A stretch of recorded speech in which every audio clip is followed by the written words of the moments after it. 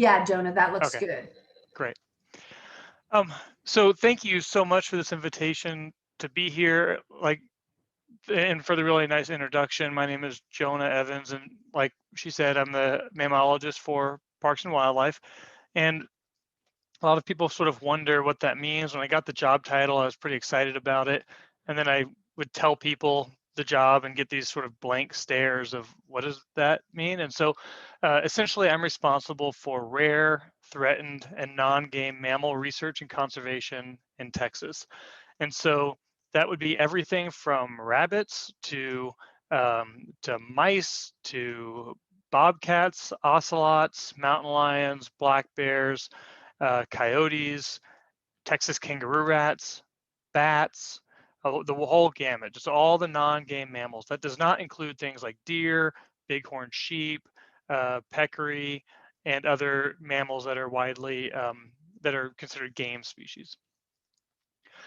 So that's a whole lot of stuff, and it's only one position. And so I do a lot of prioritization in my job and a lot of thinking about where I should spend my time most effectively. And so I really target my time first.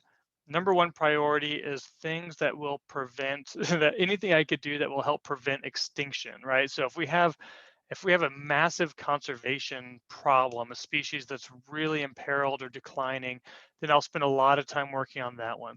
And obviously global extinction would be the top priority, but also just statewide level. So Texas kangaroo rat is only found in Texas, and its population has been declining over the long term. At least its distribution has. It's only found in about 5 counties right now in the Panhandle, and or sort of in the Panhandle, and and that's its only place it's found on Earth. And so if that species goes extinct in Texas, it's lost forever. So I spend a lot of my time focused on that. But then also the swift fox, it's also found in the Panhandle. Used to be found, some estimates say 77 counties in the Panhandle, and now it's only found in 1. And it's not at risk of global extinction, but it's fallen pretty far behind as far as Texas is concerned. And also things like the Mexican long-nosed bat, ocelot, etc. My second priority is helping to do things now to prevent the need for a potential listing on the state or on the US federal endangered species list. So are there things we can do today that will do on the ground conservation work, do work mapping and better understanding populations and trends and reducing threats? What things can we do now that will reduce the potential risk of a species being listed as federally endangered down the road? And then finally, I have a bunch of other duties, right? So bats and white nose syndrome, which is a very large part of my job, mountain lions and black bears, and then fur bearers and regulations. So the reason I kind of took the time to go through this is just to put it in context. As cool as mountain lions are, and as much as I would love to just do mountain lion research, because I have all this burden of all these conservation challenges at the same time, I end up spending a lot of my time on that and not as much time as really needs to be spent also on mountain lions and black bears. Oh, and like we said, please feel free to ask questions throughout this. You can type them into the chat if you want. If you do type into the chat and we have clarifications, we might ask you to unmute. And I don't know if that's even possible with the way the permissions were set up, but I'm perfectly happy for this presentation to be interrupted and be somewhat of a conversation with you all. All right, so first things, I'm here to talk about 2 different species, mountain lions and black bears. And so first we're gonna dive into the mountain lion thing a little bit. Um, so mountain lions, a lot of people don't realize this, they're the 4th largest cat in the whole world, behind lions and tigers and jaguars. And their home range can be enormous. So 300 square miles, even 400 square miles is not unheard of. And what that means is when somebody calls me and says, I think I saw a mountain lion, I've been hearing its sounds, or the neighbors have been reporting it, every month or every week for the last couple of months. That raises some eyebrows for me, or some questions for me, is because mountain lions tend to, unless there's a den nearby, they tend to work on a very large circuit. And so you tend to have one in a certain area and then probably not see it there again for quite a while as it works its way around a large territory. They are pretty territorial. The primary cause of death in unhunted populations is thought to be other mountain lions. So if people aren't hunting them and they're a fully established population, that can be a big cause of death for them, is other mountain lions. They have the largest distribution of any terrestrial mammal in the Western Hemisphere. They are found from Canada all the way down to Argentina and Chile. I mean, they are highly adaptable, found in a huge variety of ecoregions from around the hemisphere, from the tops of mountains to prairies and valleys to jungles. I mean, they're a highly adaptable predator. And Texas is thought to have two genetically distinct populations, one out in West Texas and then one down in South Texas.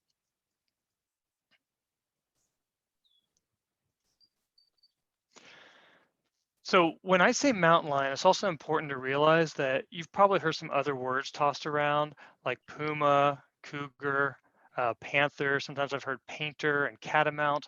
Those are all referring to the same species. We only have one big cat in the United States, well, in Texas right now, and that's the mountain lion. And then we have bobcats, ocelots, and that's it when it comes to wildcats in Texas. There are no jaguarundis in Texas, and there's no such thing as black mountain lions either, which we can talk about if people have questions about that. So mountain lions have small head, relatively small ears, a long tail that's often tipped and black. When we get reports from the public, they often, if it's actually a mountain lion they saw, the person is often shocked by how huge and long the tail was. Males can be quite a bit bigger than females, and the largest Texas mountain lions are, around 140 pounds. That would be a really big male mountain lion. And, like I said, no black panthers. And just a note on that, we get reports of black cats from time to time from the public. It's important to realize that mountain lions have been pretty much wiped out from the eastern 2/3 of the United States. And those were all hunted or trapped mountain lions they used to go all the way to the eastern seaboard up to New York, down through Florida, and cover everywhere in between. And they've pretty much been wiped out from that whole area. Never once was one of them found to be black. And that's just really important to know, that of all those mountain lions that were hunted and trapped for all of that area, there's never been a proven black mountain lion. It's just not thought to ever happen. There are two species of cats, of large cats, that are known to have melanistic or black forms. That would be the jaguar. There are no jaguars in Texas. Their last one was killed in the 1950s, and I believe they were very rare leading up to that. I mean, for quite a time before that. And then the leopard in Africa. So if you thought you saw a black mountain lion, I have a whole nother presentation about that we can get into and talk about, because I do have some explanations for why I think that might be. So, and Becky, you'll have to interrupt me if a message comes through on the chat. I'm not monitoring that, so just FYI. Yeah, that's no problem. I'll keep you posted. Okay, so as far as life history, like I've mentioned before, they're highly adaptable generalists that can be found in pretty much every habitat type. They are highly elusive, and researchers generally thought of them to be very solitary, although some more recent research is finding that they might be less solitary than previously thought. There's been studies that have found multiple mountain lions sharing a kill that are not even related, and things like that. So, there's a lot being learned about them, but in general, they're quite solitary when compared to a very social animal like a wolf or something. They're active day and night, but mostly nocturnal or crepuscular, meaning morning and evening. And they are what we call a stalk and ambush predator. Whereas wolves and coyotes use their noses to chase things and dig things out, mountain lions tend to use their eyes and ears and stealth to sit and hide and wait and then sneak up and then pounce or do a very short sprint to try to catch an animal. And yeah, this is an interesting little factoid is that proportionally they have the largest hind legs of any feline. And here's some general pictures of mountain lions to show some of these points. Look at the size and thickness of this tail. When you see this tail hanging down here, I mean, it keeps going and going and going. Very long, thick tail. Another thing to point out is see this hump above the shoulder. That can be useful to see.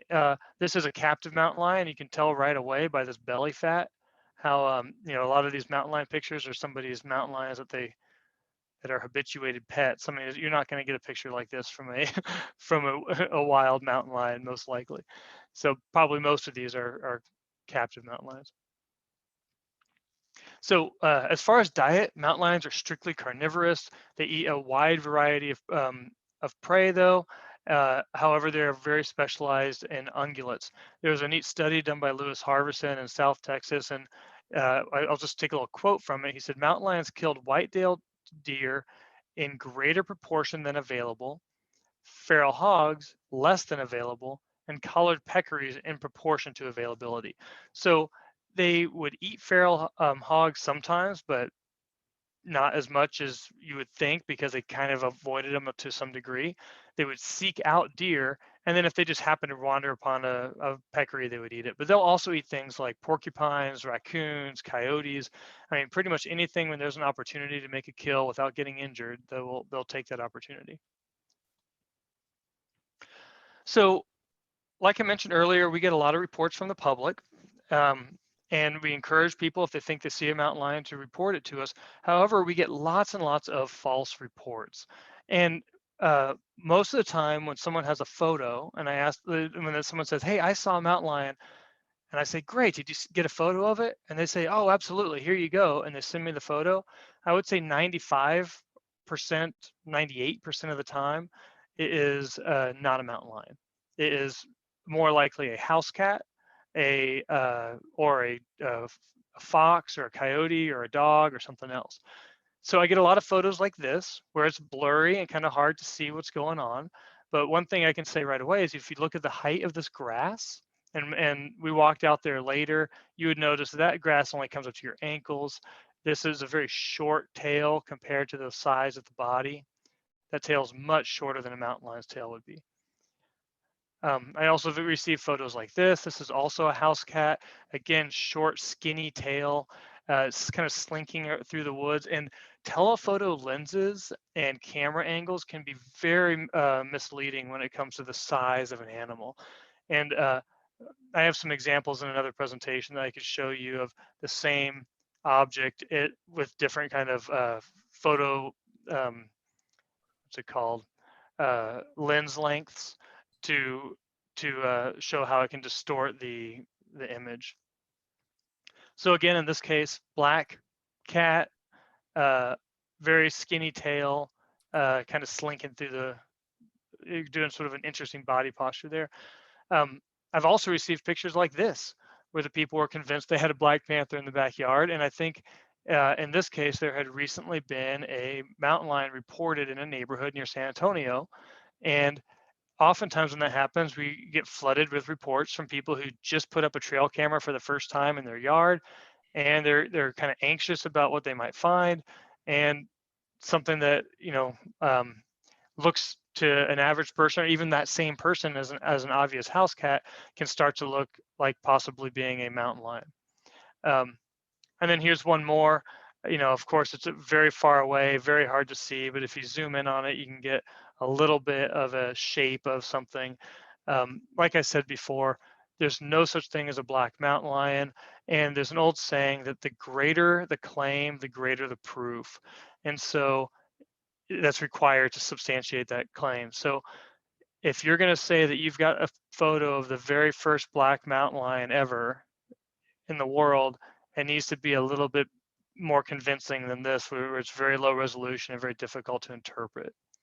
I hope that makes sense to folks.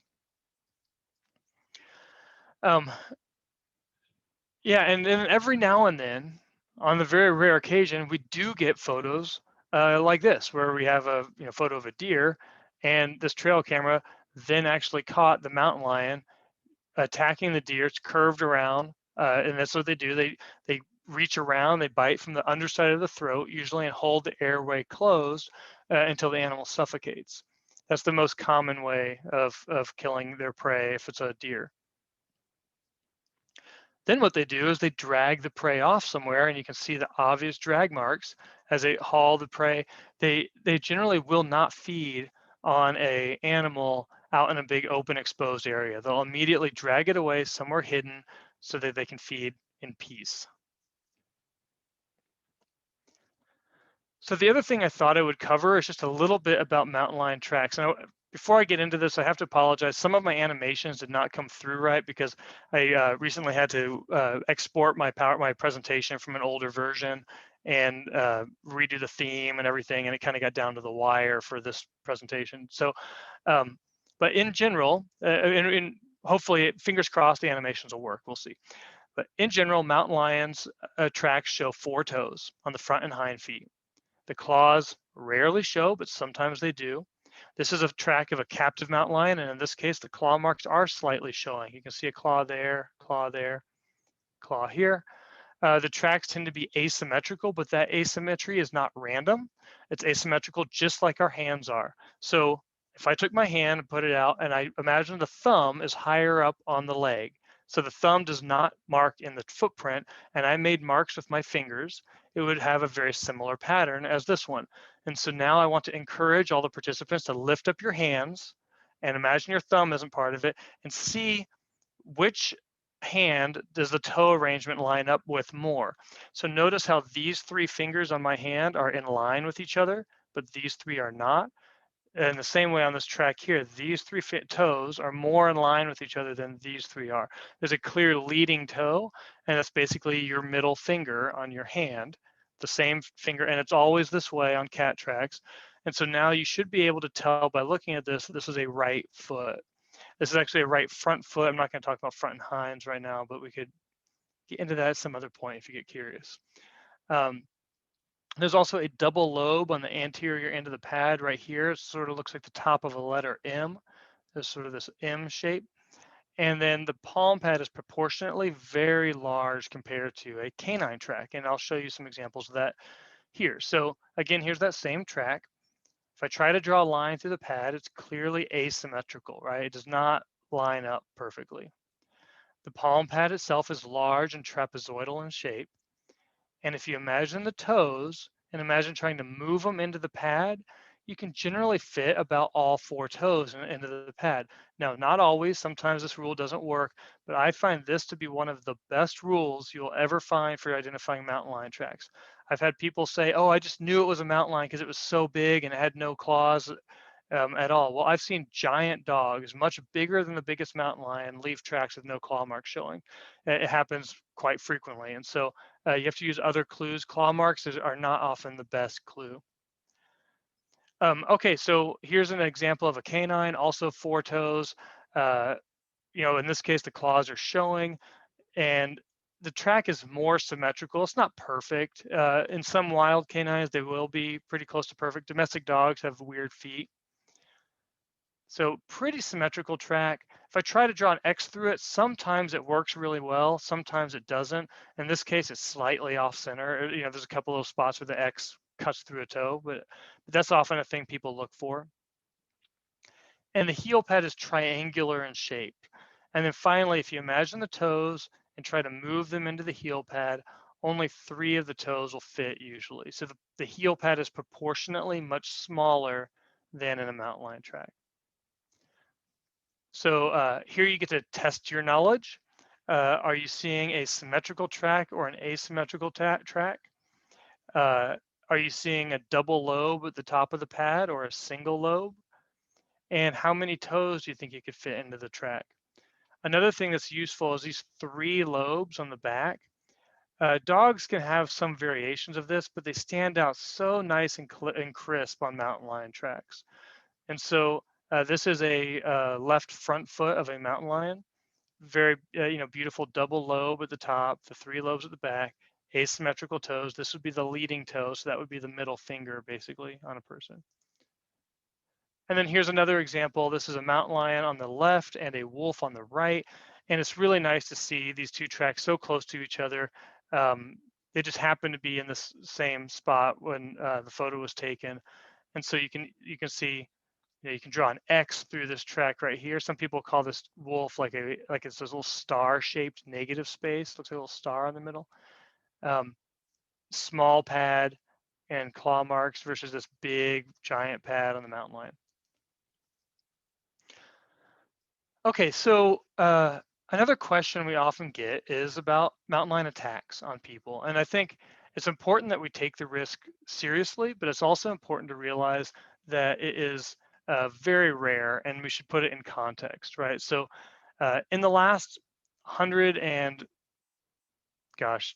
20 years or something, I guess since 1890 through now, and there's probably been a few that were not part of this paper, but there were 20 fatal and 92 non-fatal attacks from 1890 to 2011.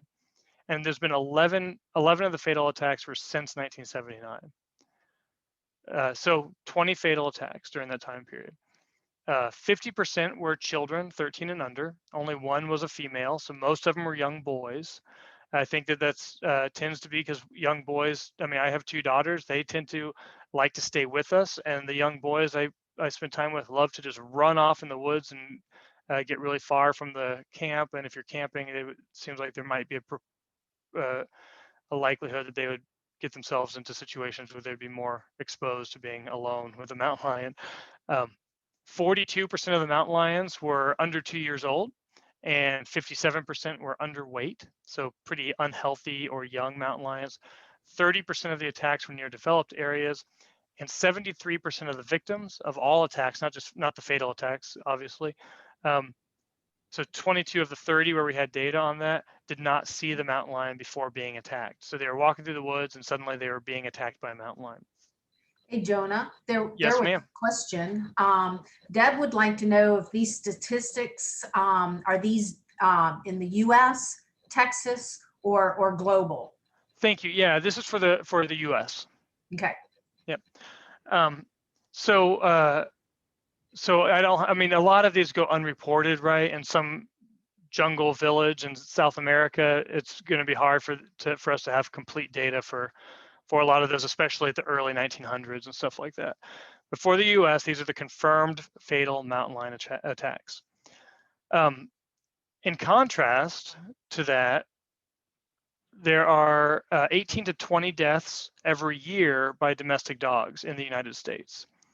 There's about 5,000 rattlesnake bites and 12 deaths a year, about 40 deaths a year from bee stings, 3 per year by black widows, 86 per year by lightning. And if you did a yearly death rate by mountain lions, it'd be about 0.16 deaths per year and about 1 non-fatal attack per year in the US. So again, my point is not that we don't take the risk seriously. If I'm out in mountain lion country and I'm with young children, I definitely don't let them go run off outside of earshot somewhere where they could get in trouble. I keep groups together, but I think the risk is relatively low, especially for grown adults and especially for groups of people. If you're in mountain lion country and you have 2 adults, you're very unlikely to be, facing a challenge. In fact, there was that video that came out that went viral on the internet. A bunch of people probably saw it, of the guy being sort of stalked and harassed by that mountain lion that was doing all the bluff charges as he was trying to back his way out, and it followed him for a long ways. That was a mother mountain lion, and that was all defensive behaviors. And while really scary, and I think the guy did a really good job in the scenario, he was likely under absolutely no risk during that entire time. A mountain lion that's trying to attack you or trying to eat you or something is going to act very different, right? It's going to be stalking. It's going to try to get you when you're not looking, or it's going to try to be posturing quietly at different angles. She wanted to be seen. She was trying to make a big fuss and a big show to try to scare him out of the area, because I don't know if y'all noticed this at the very beginning. It was hard to see, but if you slow it down, you can see there's 2 kittens right there. So he was walking through the woods and walked right up on 2 mountain lion kittens, and mom saw him there and said, no, thank you. Let's get you out of this area. So, okay, so I'm going to go forward just a second here. There, I want to hit this while we're talking about it, then I'll come back. Because we're on this topic right now, what do you do if you do encounter a mountain lion? Well, clearly the number one thing is never run.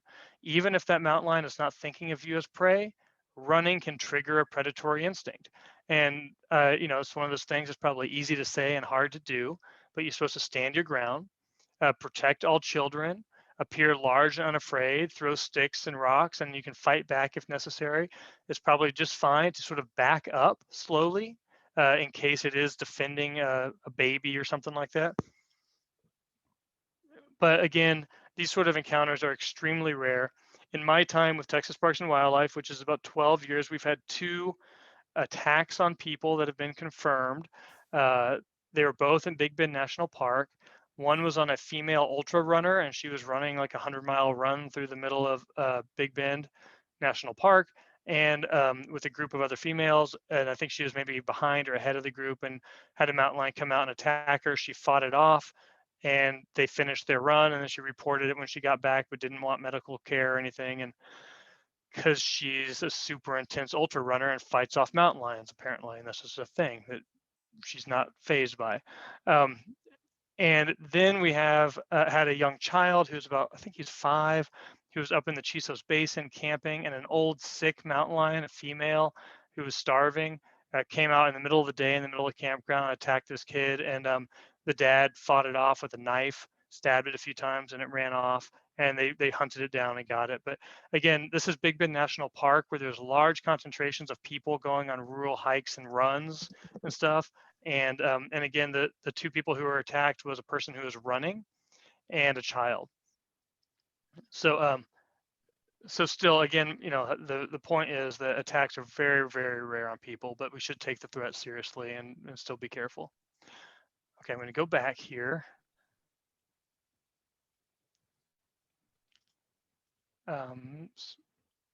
Okay, so in Texas, mountain lions are classified as non-game. That means they are not considered threatened and they're not protected in any way. Hunting and trapping is allowed year-round, and there's no bag limits. However, you must have a hunting license unless you're on your private property and you're protecting property in some way or livestock. So if you have sheep in your backyard and you see a mountain lion out there attacking them, you don't have to have a hunting license to defend your livestock. In regards to the population status of mountain lions, there's actually not a whole lot known about it in Texas. Hunting and trapping is common in West Texas, and in that location, trapping is the primary means of take. And there's a paper done. You can see the little graph down here that showed of the mountain lions that were being followed. In South Texas, it's primarily hunting, not really trapping. And Texas Parks and Wildlife keeps track of mountain lion conformations, but we only receive voluntary reports from hunters or from people from the public. And so we don't have a real systematic way of keeping very close tabs on the population. However, from the conformations that I have, this is what we've got. It's this is a map of all of the mountain lion data that we have in our database, and it goes back, you can see right here, showing how far it goes back to. We have some reports from the 80s, but really there was no systematic data collection back then. We really started the effort more intensively in the early 2000s. But this is where we are getting mountain lion reports, and these are all the confirmed records that we have in the database. I thought it might be easier to look at some other time ranges. So here, this is just in the last 10 years. And clearly we have a epicenter of activity in these counties here, right? This is where we have the majority of the mountain lions in the state. But every now and then we get mountain lions pretty much anywhere. And that's one thing that's important to realize. This is an animal that can walk long, long distances, and occasionally they will just disperse a long distance and be picked up in places you wouldn't really expect them to. So this is the last 5 years, and then this is the last 10 years. It's important to note that this is all one mountain lion right here that was detected in 3 different counties. It just happened to cross from the northeast edge of this county into the southwest edge of that county. So in the last year, we've primarily received mountain lion reports from along the border region, a couple from the Western Hill Country, and then that one mountain lion up in the Dallas area.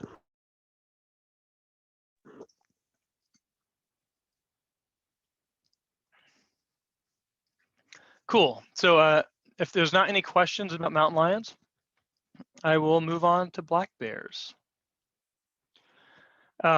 So black bears historically occurred across the entire state.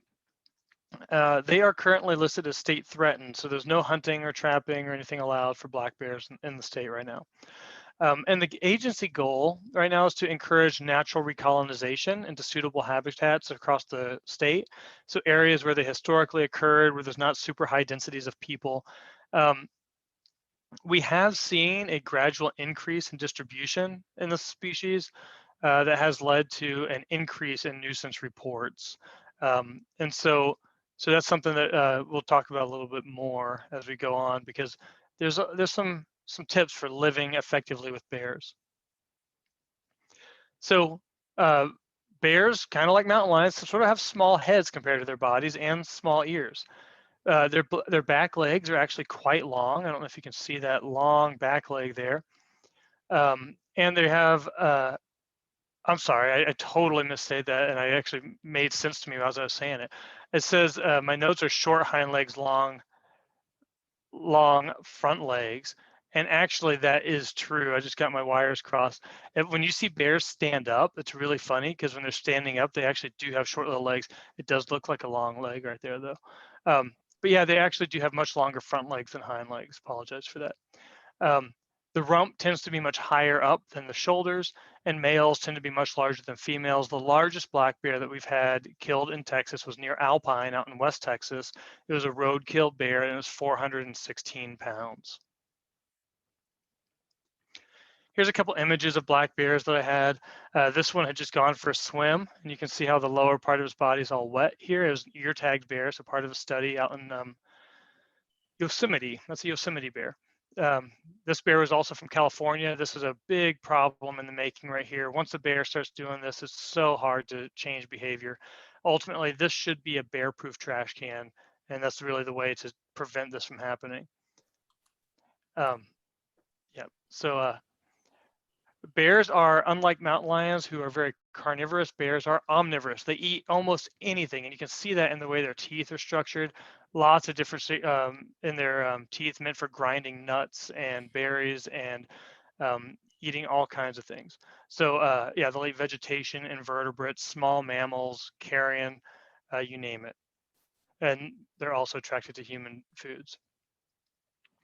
They are, like mountain lions, also a very adaptable generalist. They can occur pretty much anywhere. They used to be found all throughout the state. When food is short, they do become really territorial, but when there's an abundance of food, like a big acorn crop, you'll see a bunch of bears sharing a very small area.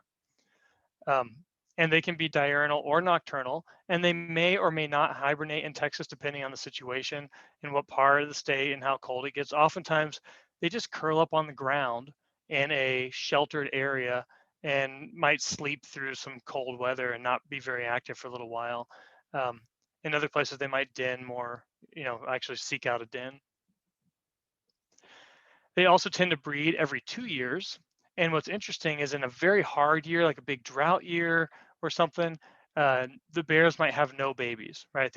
Their bodies will just say, nope, we're not having babies this year because you're starving. And then the next year, all the bears on the landscape will all have babies at the same time. And so then you end up in the situation where every bear has babies every other year. So you'll have some years that are really quiet and then some years with babies everywhere. It can be really interesting.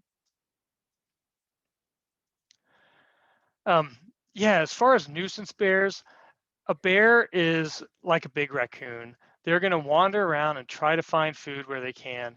If you put a big can of corn out in the woods, every bear, nuisance bears, wild bears, habituated bears, normal bears, are going to be silly to ignore a big giant can of corn sitting out in the woods. And so I receive lots and lots of photos like this of bears who have torn into deer feeders or broken into old sheds with a bunch of food left inside, a bunch of deer feed was left in this shed, for example. So so the main thing with bears is when bears become a problem, the solution is usually removing the attractant. Once they realize there's no food there, the problem usually goes away. Another issue that we've had in a few cases is bears will sometimes, they love water troughs. They love to get wet and drink water and play in the troughs. And every now and then they will tear off those little float valves. They like to play with those things and tear them off. And there's been cases where they'll tear off the float valve and then the well will start pumping like crazy and eventually burn out because it's, the rancher hasn't been out there for a couple weeks or something. And so that can be an issue to have to work with.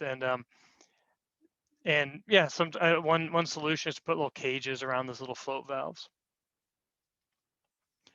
So a couple of years ago, or several years ago now, I rewrote our black bear response guidelines, and I tried to reframe it so we really try to prioritize resolving conflicts whenever possible and focus on changing human behaviors when we can, then focus on changing the bear's behavior, and really try to give bears a chance to learn. We're not going to get natural recolonization in the state if we're not really working on trying to give the bears a chance to learn how to live effectively with people. Again, like mountain lions, black bear attacks on people are extremely rare. I don't know if I have the statistics up in one of these slides. I'll check and see, but they're actually quite similar. It's about 20 or 30 attacks in the last 100 years on people in the United States, and yeah, attacks are extremely rare. So again, let wild bears be wild is our goal. Part of our guidelines, we group bear behavior behaviors into several categories, and so those include behavior 1, which is just general reports and sightings. Behavior 2, interactions revolving and relating to a bait source.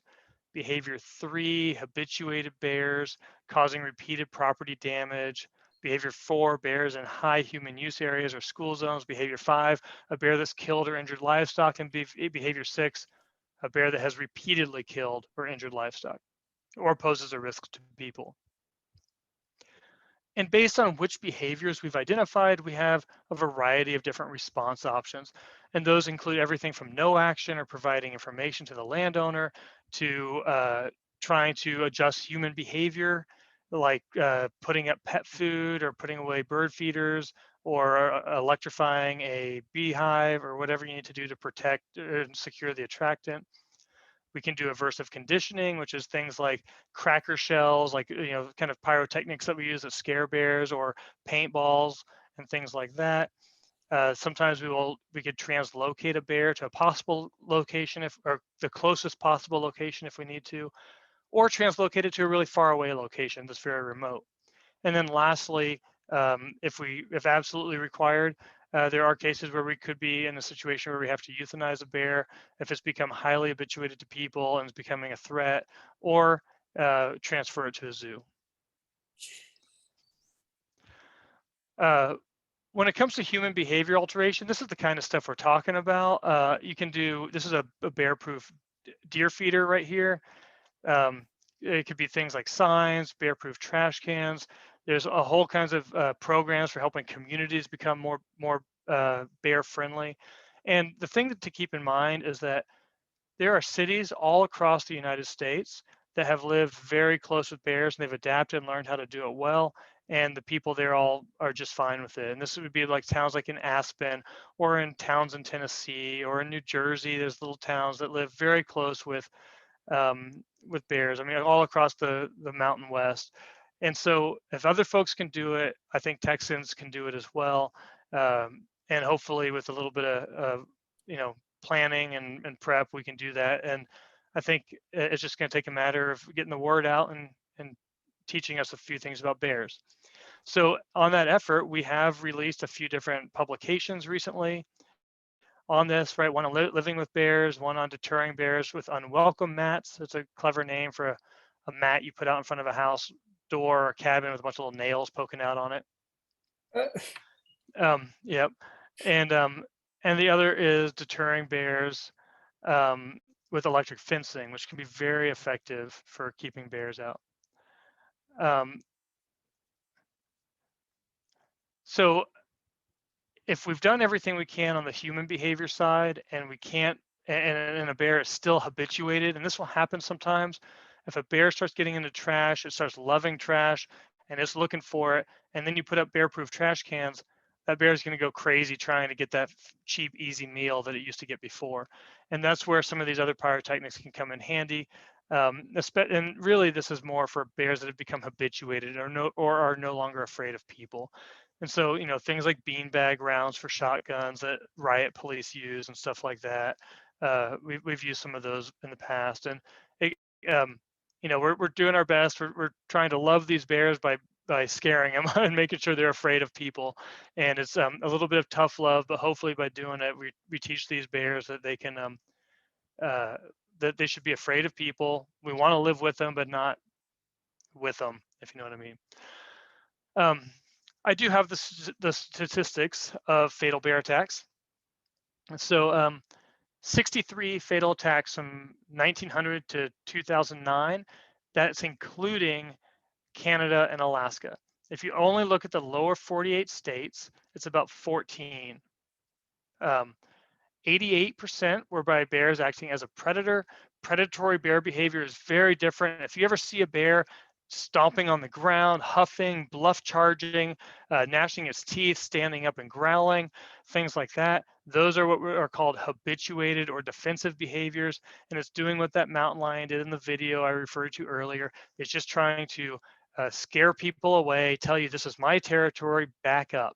That bear is generally not a threat at all. In some cases, people can just walk right up to a bear like that and the bear will just turn and run. I don't recommend doing that, but I've seen people do that before.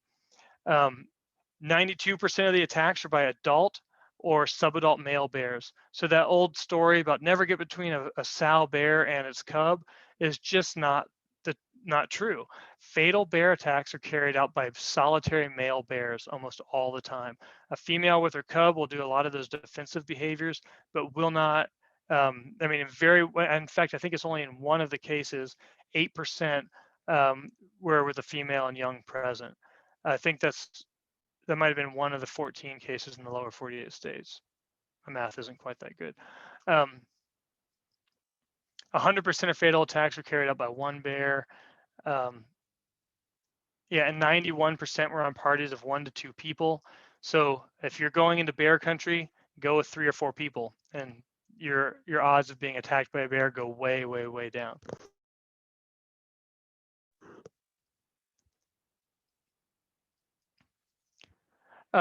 Like I said before, there's these predatory behaviors. What do I mean by that? So a predatory behavior is a bear that's being quiet, it's stalking or following. Its head tends to be lowered down, ears down, and it's with its nose to the ground, he's kind of snooping in. And sometimes they'll kind of like walk up and see if they can get entice you to run. They'll kind of quickly walk up to a person and try to do things like that.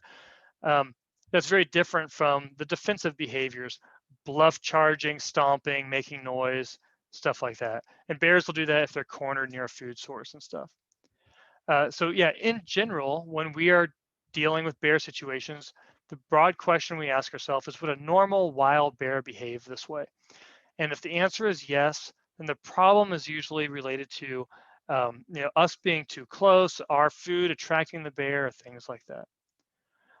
Okay, so where are bears in Texas? We have a bear reporting database. This is where people who see bears get photos. These are all the confirmed reports of black bears in the last 20 years. The vast majority of them are out in Big Bend in these counties with the orange. This is where we've actually seen bears with cubs. And like mountain lions, bears can wander long distances. So I actually broke this down by 5-year increments. And so in 2000 to 2005, this is where we saw bears, primarily out here. Now, keep in mind, Big Bend National Park has a separate reporting system for their bears. And so that should be a big, giant blob of red. There's just tons of bears there, but they report their bears separately. I don't have that data. 2006 to 2010, a few bears showed up out here, a few more in the Western Hill Country. Yeah, that was a bunch of records right there on top of each other. And then in 2011 to 2015, something interesting happened. We had a lot of activity in the Western Hill Country, And that was related to big wildfires in Mexico and severe drought causing a lot of dispersal. Hungry bears were wandering along the landscape trying to find food so that they could, because they were starving back in their original territories. And then in 2016 to 2019, this is where we've seen bears, and you know, all that activity that was happening in the hill country pretty much went away, and bears have we've had a big spike of activity. A big spike of activity here in the Davis Mountains, and some more activity in Northeast Texas as well. Yep, and decreased activity in Central Texas. So so that's actually all I have. That's my bear and mountain lion update for you all, and I'm happy to open it up for verbal questions, or if you prefer to chat your questions, that is fine. It looks like we have about 10 minutes for questions, and if there are not questions, I really appreciate you all coming on and checking out the bear mountain lion update, and appreciate the invitation from the Riverside Nature Center as well. Yeah, I have a question. Yes, Do you know Ron Thompson? I do. Yeah. He's So in I was Arizona. fortunate enough to go with him a few years back to recollar a female mountain lion in the Davis Mountains. Oh, neat. And I know he's left that project, and I was wondering, who picked it up? Yeah, so it's still happening. Lewis Harveston and Patricia Harveston at Sul Ross University are the professors there that are running that project. It's mainly actually Dr. Patricia Harveston is the one who's primarily doing it right now. And I'm failing to remember the names of the people who kind of do the field side of things out there, but it is still ongoing. They're doing more work out there, and they are also working right now on trying to start up a bear project. So how many mountain lions are collared right now in the Davis Mountains? I don't know. Hmm. Yeah. You know, that's not a Texas Parks and Wildlife funded project. Right. Yeah, it's a project they're kind of doing on their own, so we don't have super close. I don't coordinate with them all the time. I'm great friends with them. I'm sure if I called and asked, they'd be happy to tell me, but I don't follow it super close on a So do day-to-day you basis. get information on sightings of mountain lions in the Davis Mountains? Confirmed sightings? Yeah. So if someone from the public reports a mountain lion to us, and I can actually go back to, I'll share my screen. Oh, am I still sharing my screen? I guess not. Yes. I am. Oh, good. No, Jonah, I'm you're not. not. Yeah, Okay. Oh, I'm sharing. You see my video, but not I my. see Okay. it. right. Okay. So let me do that so you can see my screen again, and I'm going to go back to there it was. So this is mountain lion reports in the last year. So none in Davis, Jeff Davis County, but in the last 5 years we had 22 in Jeff Davis County. Okay. And so what when you say confirmed, what does that mean exactly? Yeah, good question. So, and then I am going to take a question from the chat and come back if you have any more. So Okay. confirmed means a photo, a trail camera photo, or a photo someone got, you know, and it's clear, we can identify it. It means a road-killed animal. It means there's physical evidence or a clearly identifiable footprint. Or it means that some of this is trapper harvest reports. So if a trapper killed a mountain lion and they tell us, I am making the assumption that they identified it correctly in those cases. But in all the other cases, it's yeah, these are all physical evidence kind of mixed in with trapper harvest and hunter harvest reports that are voluntarily provided to us. Okay. So Jonah, these confirmed, reports or the reports coming in, where does somebody go to make these reports? Yeah, good question. You call Parks and Wildlife. Right now, we don't have a system for someone from the public to just online go to a form and fill it out to make a report. If you do get photos of mountain lions or bears, I highly recommend people consider submitting those to iNaturalist. I don't know if you all have explored that at all, but iNaturalist.org is their website, and it's fantastic. You can post a report on there, and we use that data all the time. So that's very important to us. But if you do see a mountain lion and you want to make a report, if it's just a visual sighting, we still take those reports, but they don't go into this database. I mean, they do, but I don't display them because of the reasons I showed earlier, where 95% of them are misidentifications. And so that makes it really challenging to know. I mean, you can sound like the most reputable, nicest, smartest person ever on the phone, and I can't tell if you actually saw a mountain lion or not. So, so what should a person do if they encounter a bear on a trail? Okay. Similar to mountain lions. In general, black bears are going to be, they're going to be running from you, or they're going to, avoid you, or they'll do those defensive behaviors where they kind of hold their ground and basically say, this is my trail, you get out of my way.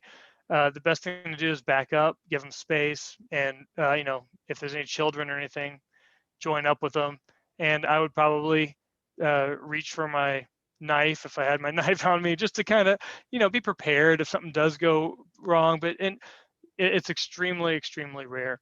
If you do see a bear exhibiting predatory behaviors, get back to your cars, get out, try to find ways to get out of there, get with other people if you can. There's very few examples of bears that have done that, but it's very disconcerting, I would imagine, when one does. So good question. Is a Mexican black bear the same species as a black bear? Yes, it's the same species. It's just a separate subspecies. So in Texas, we have 4 different subspecies of black bear. There's Mexican, New Mexican, American, and the Louisiana black bear. That one's luteolus. I could try to rattle off the names, but I'd probably get myself in trouble. So can I ask another question about the mountain lion? Absolutely. Yeah, I think Okay, we're so good on the chat. Yeah. Are we any closer to getting a status on the animal at all? And are people working on that? Yeah. So the problem is really challenging. We're trying to herd cats, basically, right? We're trying to count an animal that is actively hiding from us in a master of stealth across a massive landscape of private land, where we don't have access to a lot of it, right? Most ranchers, if you just ask general ranchers, hey, can I come on your land to try to count mountain lions? And then the other thing is we just don't have funding or money to do any kind of report like that. So what most states do is they do it through regulation. They have mandatory harvest reporting. And so anybody, they have, in most states, mountain lions are regulated as game animals, and they have harvest limits and bag limits and stuff like that. And so if somebody shoots a mountain lion, they have to get a tag for it, and the state then keeps track of all that data and is able to monitor this population from those mandatory reporting. Because we have voluntary reporting, we just don't have the ability to do it in that way. So that was my effort of using this creating that mountain lion database of confirmed records, is just to give us a coarse idea of where they are and some rough idea of where we're getting more reports than others. But yeah, I mean, at this point, if you can think of a way to get a status of mountain lions for an area the size of Texas, I'm all ears, because it's not something that I think anyone's been able to figure out how to do for, under $1 million. I mean, even if it was a $500,000, we would probably fund a project for $500,000 to do it. By the time you need to put a status in, it may be too late. I don't know. I mean, I think they're very resilient cats, and they've survived this long, which is pretty amazing. Yeah, I don't know either.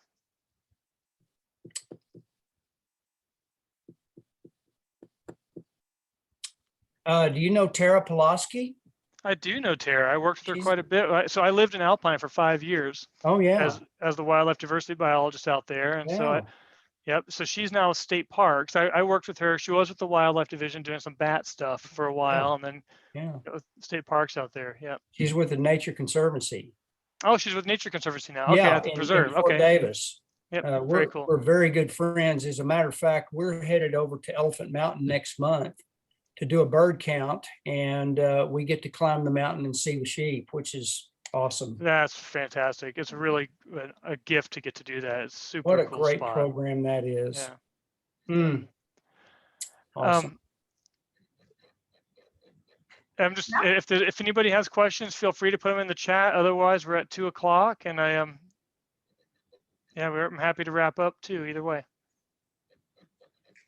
Well, Jonah, thank you. I really appreciate it. It was very informative, and I really enjoyed it. Thank you.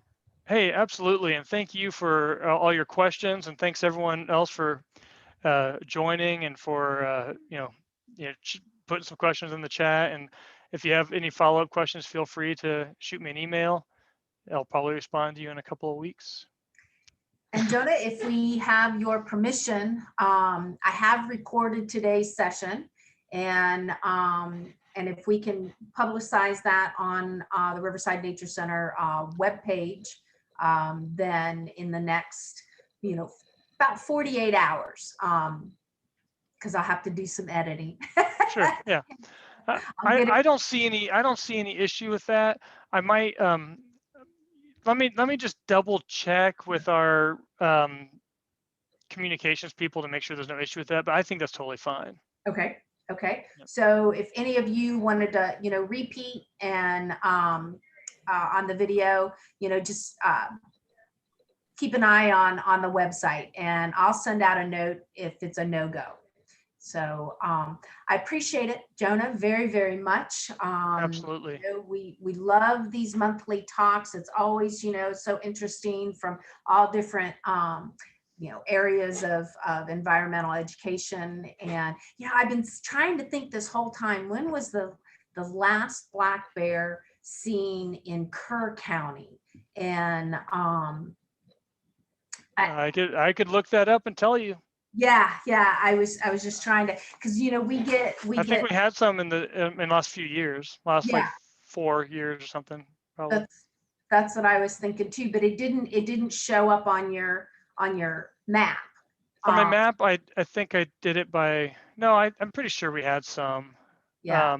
On those little dots that I was showing. Mm-hmm. In that 2015 block, 2011 to 2015. Here, let me Yeah. I know we're supposed to be had- ending, but let me just share this really quickly. So right in, okay, so here's bear count. Right, isn't this Kerr County right here? Is that right? Yes. So Western Kerr County, I think that's the one that we had from 2011. Or is it this one? Yes, that's Kerr County. Okay, yeah, here's Kendall right here. So this Right, is Kerr, that's right? Kerr Okay. County right there. Yeah. And I thought we had one too, but maybe I'll have to double check. Also, sometimes we get reports without GPS coordinates, but they're from the county. They're confirmed the county, and that might have been the case. So, right. Yeah. Okay. All right. Well, thank you all. I appreciate it, and I'll get back to you on the recording. All right.